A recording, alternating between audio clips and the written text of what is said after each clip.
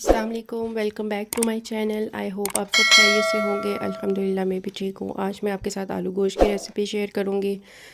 Pressure cooker के अंदर किस तरह से आसानी से बना सकते हैं। यहाँ पे मैंने मीडियम साइज़ का प्याज ले लिया था, जिसको मैंने मीडियम सा ब्राउन कर लिया है। इसमें मैंने गोश्त शामिल कर दिया, जो कि मैं मटन का इस्तेमाल कर रही हूँ।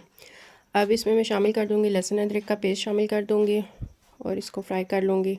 साथ में हम अपने स्पाइसेस वगैरह शामिल कर लेते हैं, जिसमें नमक 2 टेबलस्पून है, 1 टेबलस्पून रेड चिली पाउडर है, 1 टेबलस्पून हल्दी है और 1 टेबलस्पून ही दड़ा मिर्ची है। इसको अच्छी तरह से भून लेने के बाद इसमें मैंने छोटा सा टमाटर जो है शामिल कर देना है। टमाटर आप स्किप भी कर सकते हैं, क्योंकि हमने इसकी ग्रेवी तो तैयार नहीं करनी, हमने जो है शोरबा ज़रा रखना है। फिर इसमें हम लोग 3 गिलास जो है हम इसमें पानी जो है शामिल कर देंगे और 5 मिनट के लिए हम प्रेशर कुकर को बंद कर देंगे। 5 मिनट के बाद मैंने प्रेशर कुकर खोल दिया था।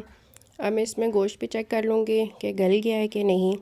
अभी थोड़ी सी इसमें कमी पेशी थी। अब मैं इसमें जो है शामिल कर दूँगी साथ में आलू। आलू मैंने ले लिए थे, 4 बड़े आलू ले लिए थे, जिनको मैंने मीडियम साइज़ में काट लिया था। ये बहुत ही आसान और झटपट सा बन जाएगा। अच्छा, फिर हम लोगों ने आलू इसमें शामिल करके हमने 3 से 4 मिनट के लिए कुकर फिर से हमने बंद कर देना है। अगर आपको मेरी वीडियो अच्छी लगती है तो आप लाइक शेयर और कमेंट ज़रूर किया करें। साथ में सब्सक्राइब कर दें और बेल आइकन बटन को ज़रूर दबाया करें। जो व्यूअर्स मेरे पहली दफ़ा वीडियो देख रहे होते हैं वो लाजमी कमेंट किया करें, साथ में सब्सक्राइब लाजमी कर दें। तो तो यहाँ 3 मिनट के लिए मैंने कुकर फिर बंद कर दिया था, ताकि आलू अच्छी तरह से गल जाएँ और गोश्त भी बिल्कुल टेंडर सा हो जाए। तो यहाँ मेरी रेसिपी रेडी हो चुकी थी। मैंने यहाँ इसको फिर डिश आउट किया था। हरा धनिया, सब्ज़ मिर्ची और थोड़ा सा गरम मसाला डाल के हमने मकई की रोटी के साथ इसको सर्व किया था। आप चाहें तो नान के साथ भी खा सकते हैं और घर की चपातियों के साथ भी।